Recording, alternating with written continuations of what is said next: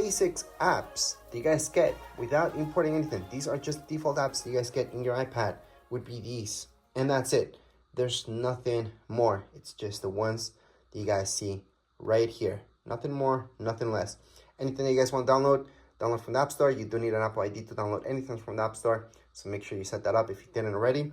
And something I would highly suggest doing is always going to your settings and check out if there's any more software updates. It should technically be already all set up, but sometimes you do have to go there and just make sure that everything's good.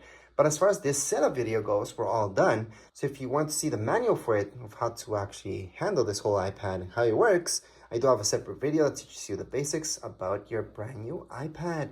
And that would be it for this video. If you guys have any comments, questions, you guys can write down here in the comments area. Don't forget to subscribe and like. Thank you.